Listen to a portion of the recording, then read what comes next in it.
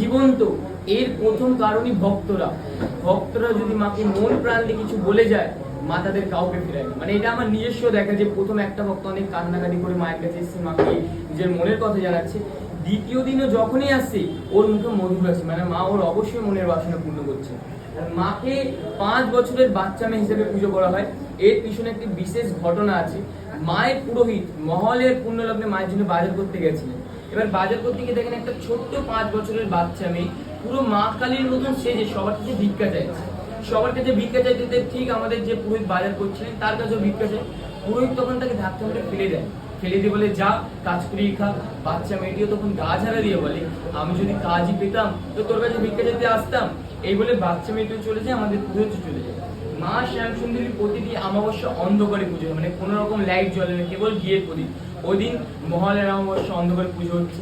অন্ধকারে পুজো করতে করতে পুরোহিতের হঠাৎ মন বলে যেন মা নেই, কিন্তু পুরোহিতের মন আবার বলে মা তো কালো, হয়তো অন্ধকারে দেখতে পাচ্ছি না।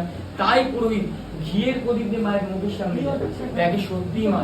আর মায়ের নিচে শিব ঠাকুর, উনিও পুরো মৃত মানুষের মতন শুয়ে আছে।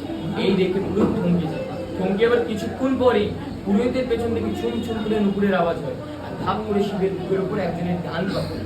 আর যেই বাচ্চা মেয়েটাকে ধাক্কা মেরে ফেলে দিয়েছিল, সেই বাচ্চা মেয়ের মুখ গা থেকে বেরিয়ে আসে। আর মা তখন মানুষের কণ্ঠ দেখ চাল গলাতে দিবি রামায়। এই শুনে পুরোহিত অজ্ঞান হয়ে যায়। এবার অজ্ঞান অবস্থায় মা পুরোহিতের মনে মনে বোঝাচ্ছেন, আমি শুধু বড়লোকের মা নই, আমি গরিবের মা।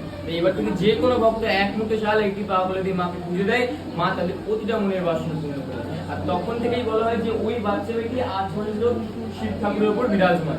আর মাকে যখন দর্শন করবেন তখন দেখবেন মায়ের বেদির নিচে 9টি বিগ্রহ আছে, নবগ্রহ বিগ্রহ। আমাদের মানুষ জীবনে এই কর্মফল অনুযায়ী অনেক রকম গ্রহ দোষ হয়, মাঙ্গলিক কাজ, বিভিন্ন গ্রহ জাতীয় দোষ। এই দোষ থেকে মুক্তি পাওয়ার জন্য মানুষ বিভিন্ন রকম পাথর, মাদুলি, কবচ, যজ্ঞ ধারণ করতে হয় বা করতে হয়, কিন্তু সবার তো সামর্থ্য হয় না এইসব করার। তাই মাকে যদি কোনো ভক্ত 28টি শনিবার কেবল দর্শন করতে পারে, যে কোনো গ্রহদোষ থেকে এমনি মুক্তি হয়। কোন রকম পাথর, মাদুলি, কবচ কিছু লাগে না, কেবল 28টি শনিবার মায়ের মুখমণ্ডল দর্শন করতে হয়। তো অবশ্যই যারা